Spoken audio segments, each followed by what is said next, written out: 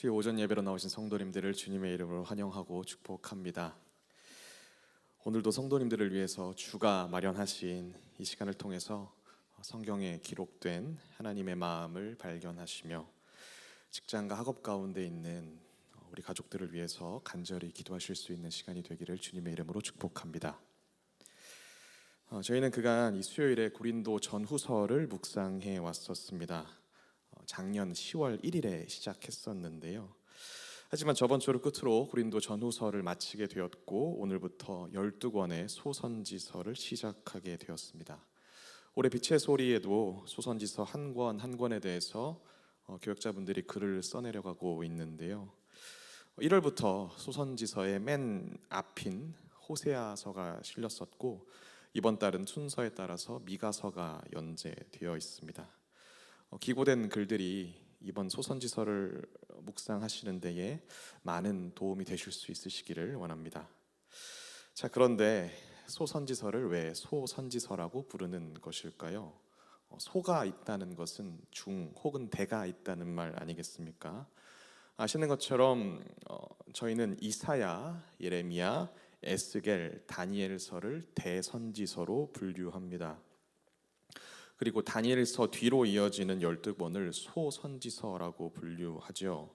자, 이렇게 구분하는 것은 중요도에 따라서 대소를 구분하는 것이 아니라 단지 분량으로만 대선지서와 소선지서를 구분하는 것입니다.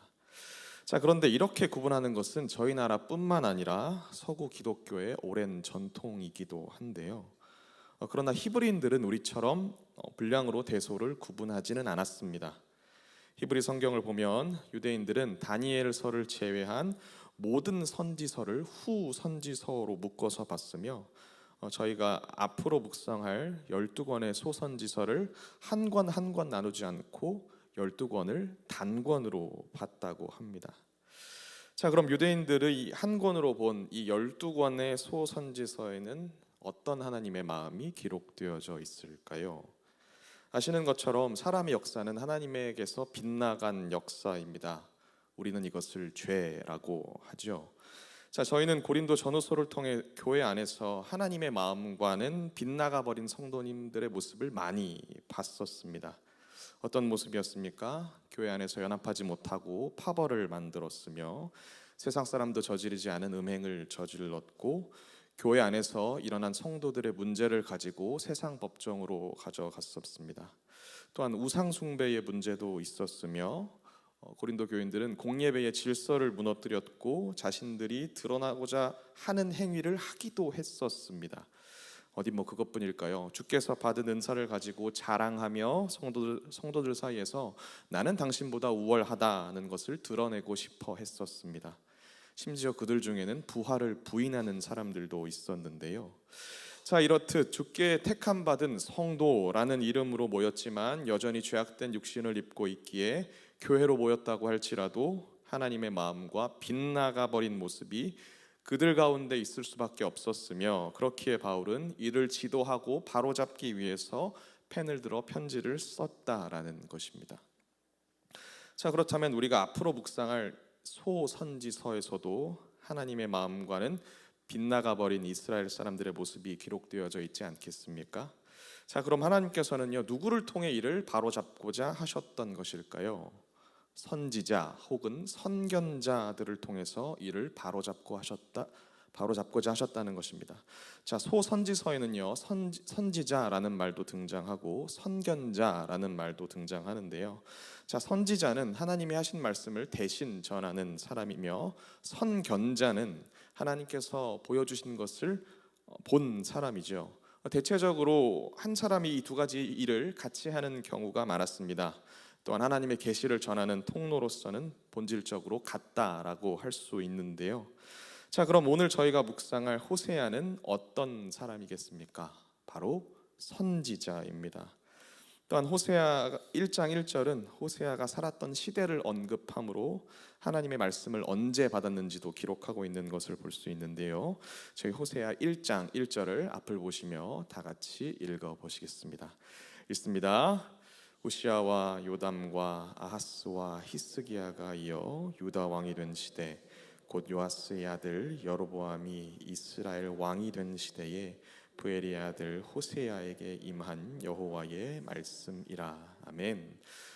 저희는요 하나였던 이스라엘 왕국 시대를 알고 있습니다. 사울과 다윗이 다스렸었죠. 자, 그러나 솔로몬 이후 하나였던 나라는 두 나라로 쪼개지게 됩니다. 그래서 이스라엘의 12지파 중 10지파가 북이스라엘을 형성하게 되며 남유다에는 유다와 베냐민 두 지파만으로 구성됩니다. 자, 그리고 우리는 선지서 시대에 이 두 나라가 멸망했다라는 사실도 잘 알고 있는데요. 호세아 1장 1절을 보니 호세아에게 하나님이 말씀이 임했던 시기는 아직 이 두 나라가 멸망하기 전인 것 같습니다. 왜냐하면 남유다에는 히스기야, 북이스라엘에는 여로보암 2세가 왕이 된 시대라고 말하고 있기 때문입니다. 자, 그럼 이 두 왕이 통치했던 시기는 남유다에게 그리고 북이스라엘에게 어떠한 시기였을까요? 자, 먼저 이것을 말씀드리기 전에 아셔야 할 것이 있습니다. 호세아는 다른 여타 선지자들과는 다르게 북이스라엘 출신이며 북이스라엘을 중심으로 활동했던 선지자로 알려져 있습니다. 자, 이 말을 반대로 하면 저희가 알고 있는 선지자의 대부분은 남유다에서 활동했다라는 말이겠죠. 자, 저희가 나눌 12권의 소선지서에 나오는 사람들도 남유다에서 사역한 사람이 많았습니다. 미가라든지 스바냐, 요엘, 하박국, 스가랴, 말라기 등. 단 아모스는 남유다 출신임에도 불구하고 북이스라엘을 위해서 사역한 사람이었습니다. 자, 다시 호세아 얘기로 돌아가면요. 자, 성경을 묵상해 보면 아시겠지만 호세아서에도 그가 북이스라엘 출신이라고 직접적으로 말하고 있는 부분은 없습니다. 어디까지나 그가 남긴 기록을 가지고 추정한 것이죠. 자, 예를 들면 이런 것입니다. 호세아서에는 에브라임 지파의 이름이 30번 이상 등장합니다. 다른 어떤 선지서에서도 찾아볼 수 없는 드문 언급입니다. 자, 좀 전에도 말씀드렸듯이 북이스라엘은 유다와 베냐민을 제외한 10지파로 구성되었습니다. 자, 그런데 그 중에서도 에브라임은 북이스라엘을 대표하는 지파였습니다. 자, 두 번째로 호세아서에서는 북이스라엘의 수도였던 사마리아를 언급하며, 세 번째로는 북이스라엘 사람들이 예루살렘으로 내려가는 것을 막기 위해 시작됐던 베델에 세워진 금송아지 우상 숭배에 대해서도 언급하는 것을 볼 수 있습니다. 자, 뿐만 아니라 호세아서에서는 북이스라엘 왕조의 정치 상황을 아주 잘 알고 있는 것 같은 내용도 볼 수가 있는데요. 자, 더 나아가 호세아는 에브라임과 북이스라엘의 내부자임을 연상시키는 화법을 사용하기도 합니다. 그리고 북이스라엘을 가리켜 우리라는 표현도 쓰는 것을 볼 수가 있는데요. 자, 호세아서에는 우리라는 표현이 들어간 아주 유명한 말씀이 있지 않습니까? 저희 앞을 보시며 호세아 6장 1절부터 3절까지 같이 읽어보시겠습니다. 읽습니다. 오라, 우리가 여호와께로 돌아가자. 여호와께서 우리를 찢으셨으나 도로 낫게 하실 것이요 우리를 치셨으나 싸매어 주실 것임이라.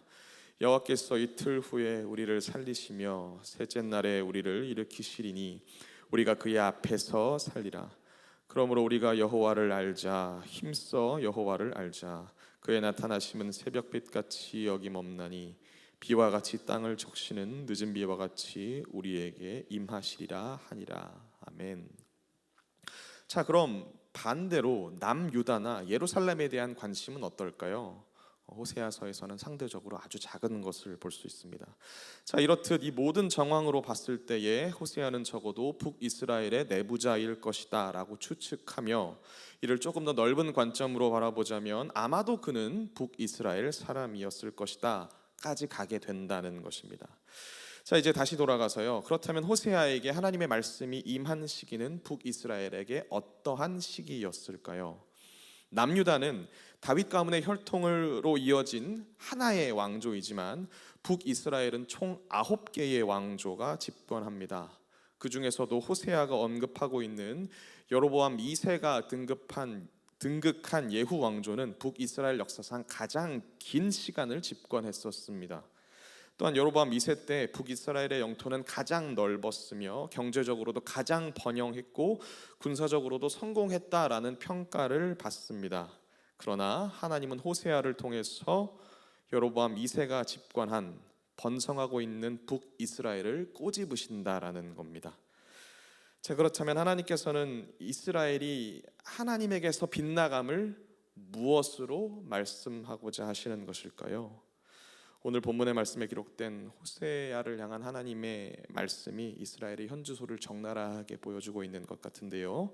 저희 호세아 1장 2절을 다 같이 읽어보시겠습니다. 앞을 보고 다 같이 읽어보시겠습니다.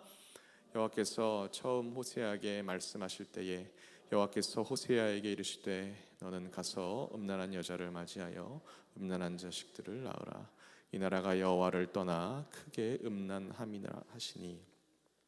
자, 하나님은 북이스라엘을 어떻게 평가하십니까? 이스라엘이 음행을 저질렀다라고 말씀하십니다. 다시 말해서 이스라엘은 하나님의 아내인데 그런 이스라엘이 남편을 저버리고 바람이 났다라고 말씀하신다는 것입니다. 자, 구체적으로 그들은 하나님을 떠나서 가나안의 번영의 신인 바알을 따라가 우상 숭배를 했으며 고로 하나님을 배반했고 하나님과 맺은 언약을 저버렸다라는 것인데요. 자, 그럼 사람은 도대체 왜 하나님을 떠나는 것입니까? 사람은 도대체 왜 하나님에게서 빗나갈 수밖에 없는 것일까요?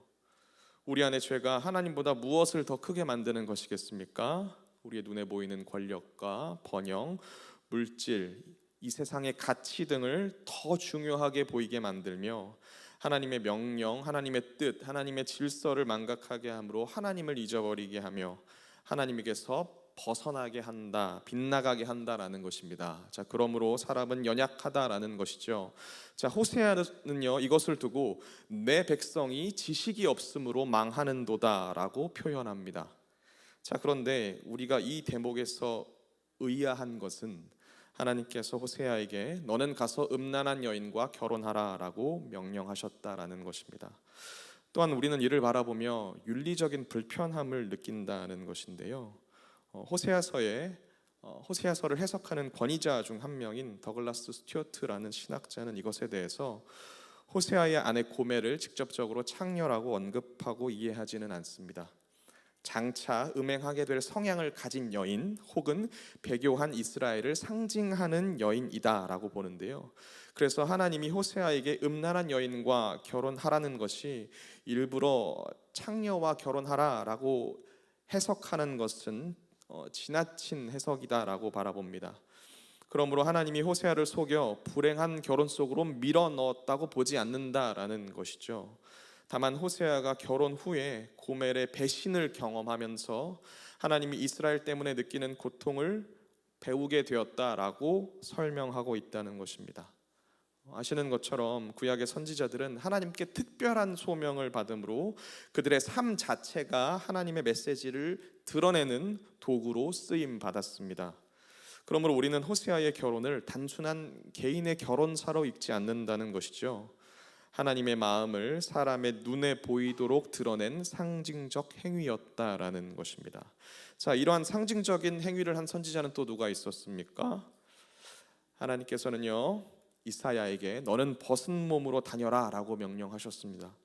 이 학자들은 이사야가 나체로 다녔다라고 보지 않고 당시 포로들이 하고 다닐 법한 속옷 차림 정도로 다녔을 것이다 라고 추측합니다. 자, 그럼 하나님께서는 이사야에게 왜 이런 명령을 하신 걸까요? 당시 남유다는요 애굽을 의지하여서 아수르를 막으려고 했었습니다. 자, 그러나 하나님께서는 이사야를 통해서 너희가 의지하는 애굽도 결국 아수르에 끌려갈 것이다 라는 것을 상징적으로 이사야를 통해 보여주신다라는 것인데요. 자, 또한 에스겔은요 아내의 죽음을 애도하지 못했습니다. 여느 남편처럼 에스겔의 아내는 에스겔에게도 소중한 존재였습니다. 하지만 그는 하나님께 특별한 소명을 받은 선지자였고 하나님께서는 에스겔을 통해 예루살렘의 함락과 파괴를 전하십니다. 이에 백성들은 에스겔에게 묻습니다. 왜 당신은 슬퍼하지 않으십니까? 자, 그러나 에스겔은 자신의 아내를 잃음에도 슬퍼하지 못했던 것은 너희도 곧 에스겔과 같이 너희에게 가장 소중한 성전을 잃으며 너무나도 큰 충격을 받은 나머지 통곡조차 하지 못할 것임을 말씀하고자 하셨다는 것입니다. 또 예레미야에게는 결혼을 금지하셨죠. 이유가 무엇입니까? 당시는 바벨론이 이스라엘을 침공하기 직전이었습니다. 곧 전쟁으로 인하여서 학살이 일어나며 포로로 끌려가는 사람들이 발생하고 기근이 올 상황이다라는 것입니다. 결혼하여서 가정을 이루고 자녀를 갖게 되는 것은 하나님의 놀라운 축복이죠. 자, 그런데 하나님께서는 예레미야를 통해 너희는 지금 그런 축복을 누릴 때가 아니다라고 말씀하신다는 것입니다. 자, 그럼 하나님께서는 선지서의 시대에 왜 이러한 방식으로 일하셨던 것일까요? 저희가 저번 주일 옛 언약 백성과 새 언약 백성에 대해서 듣지 않으셨습니까? 구약 시대의 사람들은 옛 언약 백성이죠. 하지만 그럼에도 하나님께서는 수많은 사람들을 보내 이스라엘 사람들을 지도하고 돌이키고자 하셨습니다. 그러나 그들은 듣지 않았습니다. 그래서 하나님께서는 너희가 나를 의지하지 않고 나를 떠나면 심판이 올 것이다 라는 것을 단순히 말씀으로만 전하는 것을 넘어서 선지자의 몸과 가정, 일상을 통해 백성들의 눈으로 직접 보게 하셨다는 것입니다. 하지만 현대 인권의 관점으로 바라보자면 아무리 이해하려고 해도 이해할 수가 없을 분도 있을 것 같은데요. 자, 사랑하는 성도 여러분들, 우리가 바로 이 지점에서 분명히 짚고 넘어가야 하는 점이 있습니다. 무엇이냐면요, 세상은 하나님께서 창조하셨다는 것입니다. 그러므로 세상의 소유권은 하나님에게 있다라는 것이죠. 자, 그렇기에 성경은요, 현대적 의미의 인권을 전제하고 있지는 않습니다. 그렇다고 해서 하나님께서 개인을 하찮게 여기시지도 않으시죠. 단순히 도구로만 쓰시지도 않았습니다. 무엇을 통해 알 수 있습니까? 성경에 기록된 수많은 사람들이 하나님과 유무상통한 내용을 보면 우리가 알 수 있지 않겠습니까? 다시 말해서 하나님의 주권이 크시다고 해서 개인의 감정을 무시하지 않으신다는 것입니다. 시편을 봐도 알 수 있죠. 자, 그러나 우리는 현 시대를 살아가며 개인의 자유와 자신의 결정권, 얼마만큼의 자아를 실현하고 사는가를 대단히 중요하게 여깁니다. 하지만 성경은 우리에게 묻습니다. 너는 누구냐? 너는 누구에게 속한 사람이냐? 자, 이스라엘은요, 하나님이 창조한 백성이며 하나님이 구속하셨고 하나님이 언약한 백성입니다. 그러므로 성경 속 인물들은 자신의 인생을 내 것이라고 말하지 않는다는 것입니다. 자, 그럼 새 언약 백성인 우리들은 어떻습니까? 분명한 사실은 하나님은 여전히 주권자이시며 우리는 그에 속한 나라이며 백성이다라는 것입니다. 바울도 고린도 교인들을 향해서 너희는 너희의 자신의 것이 아니다 라고 말하기도 했죠. 자, 또한 예수께서는요, 누구든지 나를 따라오려거든 자기를 부인하고 자기 십자가를 져라 라고 말씀하셨다는 것입니다. 자, 사랑하는 성도 여러분들, 예수께서 이렇게 말씀하실 수 있는 이유가 무엇이겠습니까? 삼위 하나님께서 친히 이 땅에 내려와 가장 천하고 연약한 자들과 함께 먹고 마시기를 마다하지 않으시고 할 수만 있다면 죽음의 잔을 피하고자 하셨지만 아버지의 뜻대로 우리를 위해 돌아가셨다라는 것입니다. 자, 그럼 오늘 본문에서 이러한 하나님의 마음은 어떻게 표현되고 있을까요? 호세아는 고멜과 결혼하여 3명의 자녀를 낳았습니다. 첫째 아들은 이스르엘이며 둘째 딸이 로루하마, 셋째 아들이 로암미라는 이름을 가지고 있는데요. 저희는 이 이름들을 통해서 하나님의 마음을 확인할 수가 있습니다. 뭐라고 하셨습니까? 첫째를 통해서는요, 하나님께서 예후 왕조를 심판할 것이다 라고 하십니다. 둘째를 통하여서는 내가 너희를 더 이상 긍휼히 여기지 않겠노라 라고 말씀하시며, 셋째를 통하여서는 너희는 더 이상 내 백성이 아니다 라고 말씀하십니다. 하지만 1장 10절부터 2장 1절까지의 말씀을 통해 둘째와 셋째를 통해 주셨던 말씀이 하나님의 본심이 아니심을 말씀하시는데요. 마치 이런 것 아니겠습니까? 저도 2명의 아들을 키우면서 이 아이들이 너무나도 말을 안 들을 때에 본심이 아닌 마음을 드러낼 때가 있습니다. 때론 그 마음을 행동으로 옮길 때도 있는데요. 아이들이 너무 TV에 빠져 있으면 TV를 좋아하는 것을 알지만 TV를 꺼버리기도 하고요, 핸드폰을 지나치게 보고 있으면 핸드폰을 뺏어버리기도 합니다. 그럼 이 아이들이 어떻게 반응하겠습니까? 때에 따라 다르지만 울며 소리를 지를 때도 있습니다. 하지만 그럼에도 불구하고 이 아이들을 바르게 성장시키기 위해서는 제가 하는 이런 강제적인 행동이 반드시 필요한 것 아니겠습니까? 하나님도 마찬가지시다라는 겁니다. 너무나 말을 듣지 않으므로 이제는 내가 너희를 더 이상 긍휼히 여기지 않으며 내 백성이라 부르지 않겠다라고 선언하시지만 그 마음은 본심이 아니며 이제는 너희를 내 백성이 아니라라고 하신 그곳에서 너희를 살아계신 하나님의 아들들, 하나님의 자녀들이라고 할 것이며 2장 1절의 말씀은 내 백성이 아닌 너희를 다시 내 백성으로 긍휼히 여김 받지 못한 자를 다시 긍휼히 여김 받는 자로 삼으시겠다라고 말씀하신다는 것입니다. 자, 사랑하는 성도 여러분들, 이러한 하나님의 마음은요, 오늘 우리에게도 여전히 이어지는 줄 믿습니다. 그러나 이때도 그랬던 것과 같이 오늘날에도 여전히 세상의 풍조와 세상의 가치는 우리를 집어삼키려고만 합니다. 하나님을 바라보도록 만들어진 존재들이 죄로 인하여서 하나님을 바라보지 못하며 악한 영혼들은 저희들의 약점을 건들며 그것을 더욱 부추기에 여념이 없는데요. 자, 그럼 저희는 어떻게 하면 좋겠습니까? 여전히 우리 앞에 넘실거리는 세상의 문제 앞에서 어디로 피해야 할까요? 우리가 언제고 돌아갈 하나님께로 피해야 하지 않겠습니까? 하나님은요, 오늘도 여전히 우리를 기다리고 계신 줄 믿습니다. 또한 우리의 모든 것을 아시는 분께서 주 앞에 나와 기도하기를 원하시며 기도 가운데 나 자신을 살피시길 원하고 내가 무엇이 하나님에게서 빗나갔는지를 찾기 원하시는 줄 믿습니다. 그리고 우리의 중심이 온전히 하나님만 바라볼 수 있을 때에 세상의 가치에 일희일비하는 예배자가 아니라 위대하고 광대하신 하나님의 지경을 보게 해주심으로 하나님의 나라가 진정 무엇인지를 가르쳐 주시며 그 안에서 온전한 자유와 쉼을 누리게 하실 줄 믿습니다. 자, 이에 우리의 연약함을 찬양으로 함께 고백하기 원합니다. 그리고 다시 한번 예수 그리스도가 내 안에서 강하여지사 넘치는 은혜를 달라고 함께 기도할 수 있는 시간이 되기를 축복합니다. 우리